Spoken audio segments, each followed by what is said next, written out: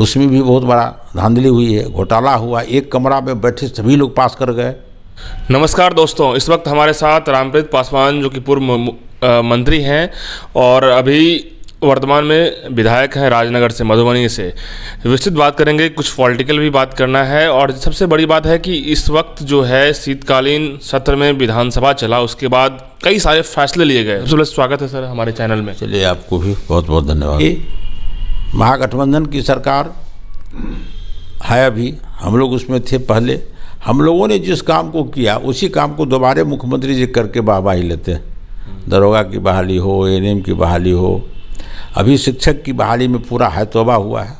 परीक्षा ले लेते हैं एजुकेशन का और उसके बाद फिर बीपीएससी से करवाते हैं।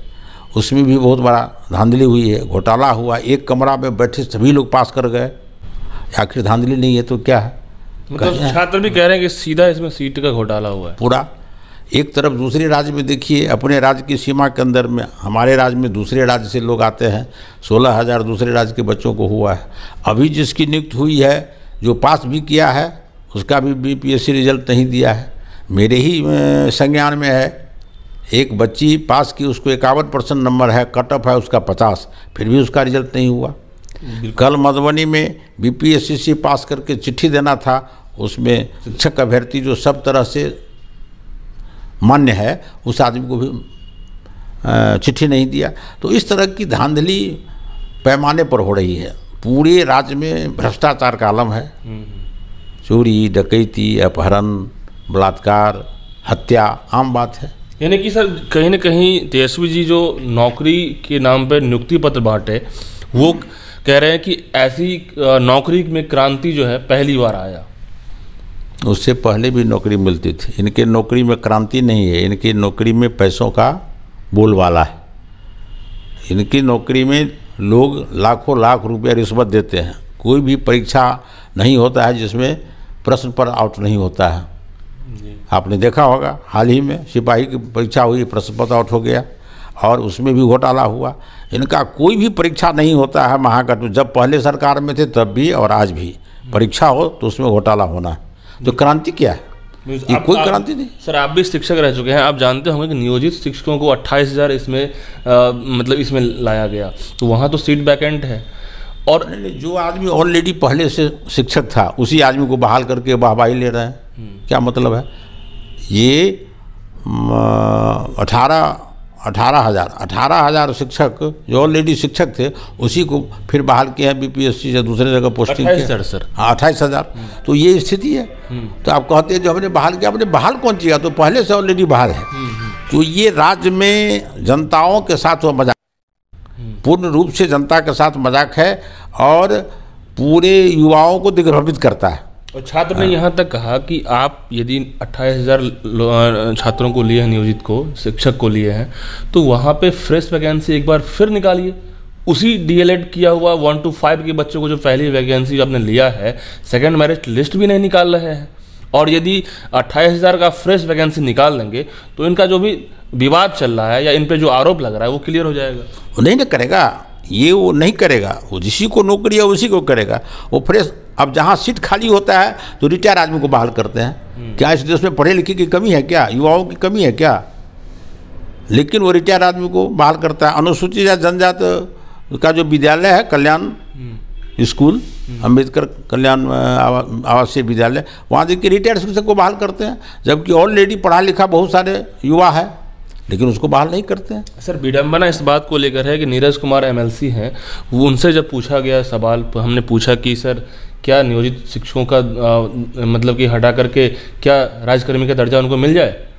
नियोजित शिक्षक को राजकर्मी का दर्जा तो ऑलरेडी मिलना चाहिए, उस जगह पे सीट वैकेंसी निकालनी चाहिए। तो क्या नियोजित शिक्षक तो अपने आप में जगह है, वो उनको भी राइट बनता है। और साफ कह रहे हैं कि यदि हम एमएलसी हैं तो क्या हम एमपी नहीं बन सकते हैं क्या? तो ये अब इतना इनको समझ नहीं है। राजनीति एक अलग चीज़ है। राजनीति, एमएलए, एमपी एक अलग विषय है और नौकरी करना एक अलग विषय है। दोनों दो चीज़ है। तो ये अब एमएलसी है तो एमपी तो बन सकते हैं, एमएलए भी बन सकते हैं। जहाँ जीत जाएंगे वहाँ चले जाएंगे, उसे रिजाइन कर देंगे। लेकिन नौकरी में ऐसा थोड़े होता है। नौकरी में ऐसा नहीं होता है, नौकरी में पढ़ना पड़ता है, एमएलए एमएलसी में पढ़ना पड़ता है क्या? उसमें पढ़ना पड़ता है, और कैसे पढ़ के लोग परीक्षा देता है वो तो जो पढ़ता है वही समझता है।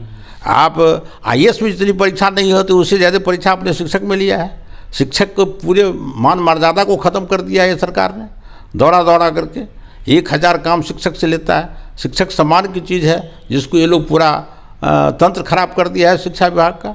शिक्षा मंत्री तो कुछ है ही नहीं, उसके जो अपर सचिव है उसको जब जो मन होता है जो करता है, जब जो मन हुआ बोल दिया फिर वापस किया, तो पूरे शिक्षा जगत को ख़त्म कर दिया है। और इनके जो प्रवक्ता लोग हैं वो क्या बोलते हैं, सो आप लोग तो सब बात समझ रहे हैं, नहीं समझ रहे हैं ऐसी बात नहीं है। कब क्या बोलते हैं, ये लोग कहते हैं जो प्रधानमंत्री घर में आए हुए इनके लोग की प्रियता से। अरे प्रधानमंत्री तो चट्टान की तरह खड़ा है, पूरा दुनिया इनका लोहा मान लिया है और इनकी लोकप्रियता से घबराए हुए। बताइए ऐसा कोई शब्द है? ऐसा शब्द बोलना चाहिए जो थोड़ा समाज के लिए भी देश के लिए भी हितकर हो। प्रधानमंत्री घबराने की चीज़ है? आज तक ऐसा प्रधानमंत्री हुआ था क्या उस देश में जो पूरी दुनिया में इनका डंका बजता है? तो ये इनके जो प्रवक्ता है, इनके जो लोग हैं, वो अपनी टिकट के लिए, उनके चापलूसी के लिए जो मन में आता है बोलते रहते हैं। यहाँ तक उन्होंने कहा कि छात्र यदि प्रोटेस्ट करते हैं तो ठीक है, कीजिए, सब चलता रहता है, कोर्ट जाइए, कोर्ट में बात कीजिए। वो बहुत सारे मामला को कोर्ट में उलझा के रखता है। कई मामला कोर्ट में उलझा है, कोर्ट में जाता है, उलझता है, फिर सरकार हारता है, फिर वो लोग करता है। आप देखें ना दरोगा बहाली में, जिसको हम लोग बाहर कर दिए थे उसी आदमी को पुनः चिट्ठी दिया। क्या मतलब है? क्या मतलब है? जिसको ऑलरेडी चिट्ठी मिल गया था ट्रेनिंग करके, उसको दोबारा आप उसी को बुला करके चिट्ठी देते हैं। तो ये केवल जब ये एनडीए गठबंधन से निकल के महागठबंधन बनाया तो ये जो और इनके साथी हैं वो जो कहते हैं वो करते हैं। लेकिन तो सर ये भी है ना कि क्या छात्र यदि बने हैं, शिक्षक बनने के लिए पढ़ाई लिखाई करने वाले हैं, क्या इनकी ज़िंदगी कोर्ट में ही घिसटती जाएगी? सवाल है जो सरकार की मंशा ही ठीक नहीं न है। सरकार की मंशा ठीक नहीं है। उससे पहले बहुत सारे अयोग्य शिक्षक का लोगों ने कहा जो बहाल कर दिया, और इस बार जी बहाली हुई है तो सारे योग्य ही हैं क्या? नहीं सर, ये एक वीडियो ऐसा वायरल हो रहा है कि जो उनको मतलब कि बिहार के शिक्षा मंत्री की जानकारी नहीं है। देखा जाए तो रक्षा मंत्री कौन है इंडिया का वो पता नहीं है। आप यही समझिए ना जी, एक कमरा में जितने बच्चे बैठे हुए थे सभी के सभी पास कर गए। अब तभी समझिए ना जो क्या स्थिति है।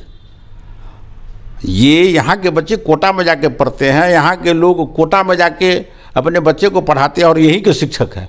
तभी समझिए ना जो बिहार की क्या स्थिति है। अब तो सर बीपीएससी का सो कॉज नोटिस भी आ गया है कि जो छात्र यदि बिना सबूत के साथ बात करेंगे, अपनी बात को रखेंगे कुछ भी तरीके से, उन पर सो कॉज नोटिस जाएगा। तो देखते नहीं हैं वो, जैसे डिक्टेटरशिप होता है ना लोकतंत्र में। अब ये इनके शिक्षा सचिव कहते हैं जो शिक्षक संघ नहीं बनाएगा। बताइए तो लोकतंत्र में अधिकार है संघ बनाने का?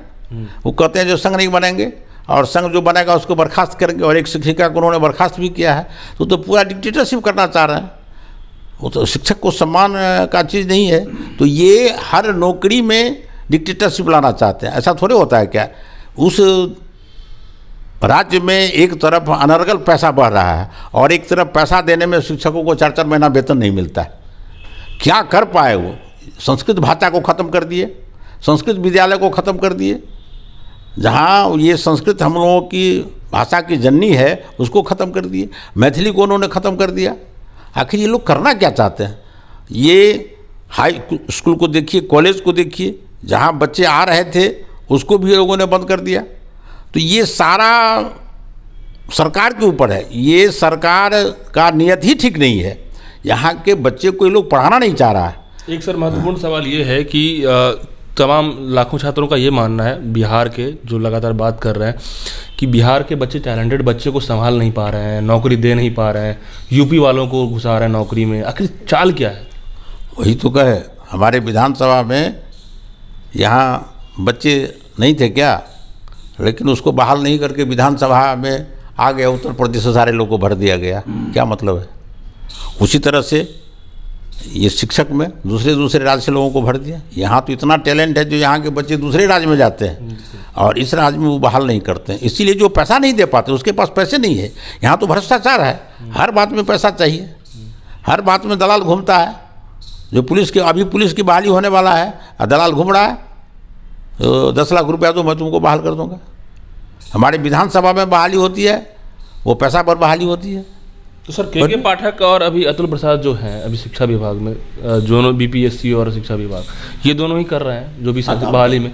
तो क्या ये किसके इशारे पे ये सब कर रहे हैं? यूपी वाले को, ये सरकार में जो लोग हैं, जो इनके मंत्री हैं, यदि एक आदमी ईमानदार है तो दूसरा आदमी भ्रष्ट है, उसी के इशारे पर हो रहा है।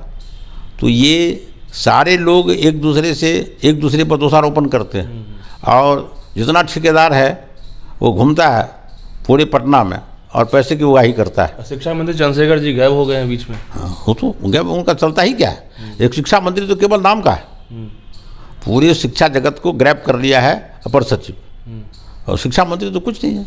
उस दिन सदन में शिक्षा पर बहस हो रहा था और अपर सचिव नहीं थे, शिक्षा मंत्री अपना बोल रहे थे। शिक्षा मंत्री को अपने नहीं पता चलता है जो मैं क्या बोलता हूँ, अपर सचिव को अपने नहीं पता चलता है। आज छठ है तो स्कूल खुलेगा, दीपावली है तो खुलेगा, और फिर इनको याद करता है लोग, भाई छठ पर मैं छुट्टी होता है, हाँ ठीक है मैं उसको वापस लेता हूँ। अरे दुर्गा पूजा है तो दुर्गा पूजा में स्कूल खुला रहेगा, मतलब ऐसा थोड़े होता है क्या? तो ये सारे आखिर क्या ये लोग प्रस्तुत करना चाहते हैं, हम लोगों को भी समझ में नहीं आता है। आखिर शिक्षा को कहाँ ले जाना चाहते हैं? बिल्कुल। तो देखिए दोस्तों, रामप्रीत पासवान जी हैं जिन्होंने साफ कहा कि ये लोग शिक्षा को कहाँ लेना चाहते हैं। विस्तृत बातें हुई, शिक्षा पे बेरोजगारी काफ़ी ज़्यादा है, नौकरी पे स्कैम की बात जो आई बीपीएससी शिक्षक बहाली में, उस पर उन्होंने कह दिया, और आरक्षण की बातें, नीतीश कुमार जिस तरीके से अभी जो चीज़ें कर रहे हैं उन पर भी लगातार बातें हुई है। तो कहीं ना कहीं आप बताइए कमेंट बॉक्स में कि बिहार में चल क्या रहा है।